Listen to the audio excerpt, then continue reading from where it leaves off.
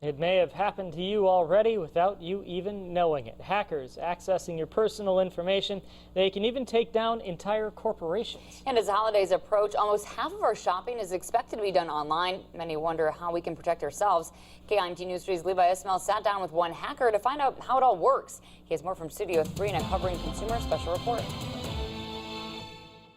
In the time it takes for me to finish this sentence, you or someone you know could have your identity stolen or your devices hacked. Bottom line, hacking is a part of our tech-dominated world. It's what we do about it that could keep you from becoming a victim yourself. As long as there's computers, there's going to be hackers. Everything's connected. People save their passwords. A lot of people have the same password for everything, and it just makes it easier to obtain. In movies, they're popular. On the headlines, they're infamous. But in the real world, hackers live among us every day. Some for sport, others do it for the money. But for the majority of hackers, a lot of times it's just because they can. A lot of people think, well, I'm from Iowa, I'm safe. Nobody here is going to do anything to me. It's happening somewhere else. And that's just not the case. In a matter of minutes on my home Wi-Fi network, this hacker, whose identity we've decided to conceal, is capable of finding passwords and bypassing security without my knowledge at all. You found my router, and you found my password. Yep. Even more alarming is he's doing it with what he says are simple resources made available for free online. No hacking, no tools, no programs. I would say 99% of routers can be hacked like that. While watching what I once thought was a secure password now parading across the computer screen, it's clear how given enough time, any hacker can infiltrate some of the biggest names in our country today, and in doing so, steal your address, shopping history, credit card information, and more. To the average consumer, this set of randomly generated numbers is a simple and convenient way to make a payment. But what most people don't realize is that it's also a part of your identity. According to IDTheftCenter.org, since September of 2014, 521 major businesses have been hacked, leading to more than 17 million medical, financial, and even federal records stolen. We are going to see more and more attempts to steal the information. After the terrorist attacks of September 11th, one man was asked to head the division in charge of monitoring the threat to our utilities infrastructure, and that man was Dr. Masood Amin. Since then, he now serves as the director of the Technical Leadership Institute at the University of Minnesota. Shopping online, ease of information, searching the web also comes with the dark side. Because many of these systems were not designed as a software component or as a hardware with security as a design criteria. Which makes these meetings all the more worthwhile. At the 2014 Cybersecurity Summit in Minneapolis, businesses are working alongside those in the IT field to learn how to better protect themselves from cyber threats. Be wary of unconfirmed identities. The guy on the phone, you don't necessarily know who he is. You just trust that person. Who they say they are is who they are. I trust that my computer hasn't been owned. Do I know my computer hasn't been owned? No. A good response is very important, but good planning for that response is even more so.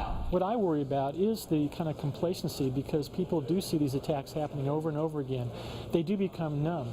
But those are only about the financial aspects of the credit cards. They send you a new card, and you're indemnified. The losses that you don't sustain losses personally.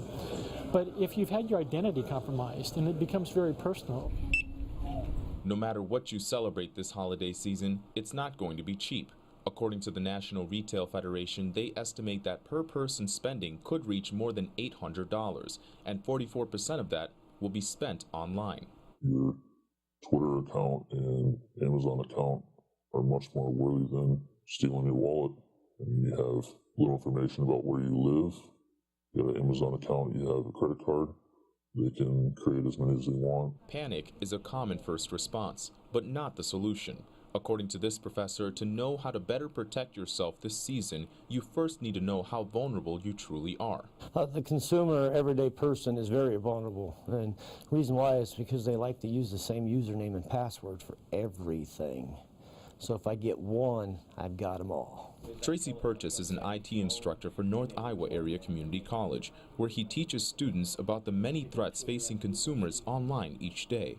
For example, using a free online tool to harvest any password sent over the same network as him. So I just put in a random. Yeah, just put in a random username and password because I really don't want to steal yours. The email account that you put in was MKITELAI with a password of Jake281. When there is something found, they can get in there and fix it before it becomes a vulnerability. But not everything gets found before the bad guy finds it.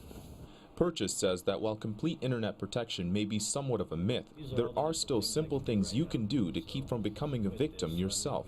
And surprisingly enough, that includes shopping at places like Target, eBay, and others who may have already been hacked in the past. Go shopping them because they're hacked, they have already taken measures to protect that. And the ones who are not hacked, I would ask, why weren't they hacked?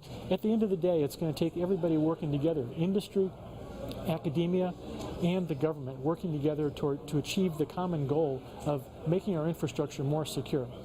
This hacker believes that at some point in our lives, the stats show we may all be hacked in one way or another.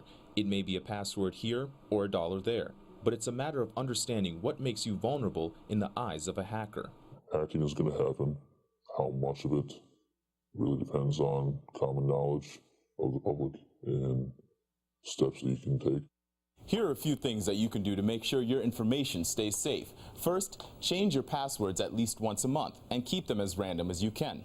Next, never save any passwords on your computer. It sounds inconvenient, but it makes it much harder to discover. Always do your online shopping from your own personal computer on your own personal home network. And finally, keep your computer up to date with the latest virus software protection. You can also visit our website, KIMT.com, where you can test your cybersecurity knowledge. You can find that quiz by clicking on this story under local news.